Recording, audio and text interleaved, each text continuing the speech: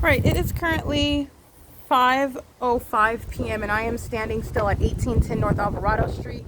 And this is the presence of my shadow, which is speaking to the direct hovering maintenance and presence of the light source. And the 1810, again, my apartment building is right over here at 1806.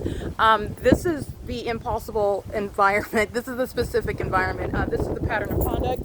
And I want to count the hours. We're going to count, that was about approximately 7:09 this morning. 8, 9, 10, 11, 12, 1, 2, 3, 4, 5. That's 10 hours. I came down here to my office at the 8 o'clock hour, and it was the light source is on this side, again, following with the light source. So going from my apartment and then remaining, keeping the light source right here in alignment to me. So it's visible outside my window. So it's right here over my head as I walk out. Anywhere that I walk on the property, the entities maintain the light source right over my head, which is the P.O.C. And you can count even from here from 8 o'clock in the morning until the end of the workday, 8 to 5.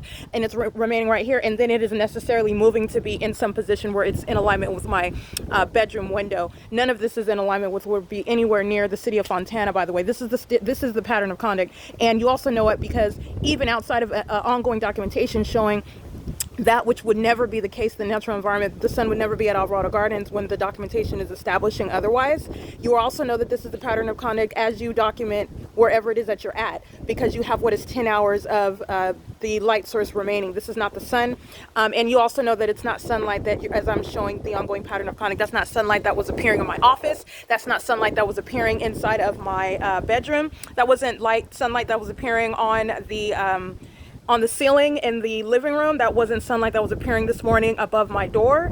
This is speaking to the maintenance of a light source over 10 hours. And I took pictures of what is light activity. Remember at 4:18 p.m. when I'm inside of the same laundry room, and the entity is maintaining that light source. And I'm not laughing because it's funny. It's idiotic. Okay, so the prosecution of a public entity that's engaged in group stalking, it's literally documenting the environment that you're in. It is not a matter of rocket science. It is blatantly clear when you are aware of the environment that you're in, and you're merely paying attention. And then also the entity is always stalking you in that environment. That's the P.O.C. It is currently 5:07 p.m. and everything that I documented today, remember, I'm at work. So this is workplace harassment, terrorism, and sexual violence in the workplace, which again, Todd Speaker is going to be civilly and criminally liable for, while the entity that is Speaker Companies. Speaker Companies is a third party. Speaker Companies is not the operation of any business that's constitutionally in operation, exercising any freedom. No, this is the state engaging in the malicious pattern of conduct, and that is where the people of the state using a business for the corrupt purpose of criminally facilitating the P.O.C. And so this is federal group stalking and monitoring that's occurring while I'm on the job. Again, this is a level of prosecution for harassment, workplace violence, and terrorism and sexual violence by an entity. Okay, and this is again never before contemplated with regard to workplace harassment, an entity that's group stalking and doing so in the workplace. All right, it is again 5:08 p.m. and this is P.O.C.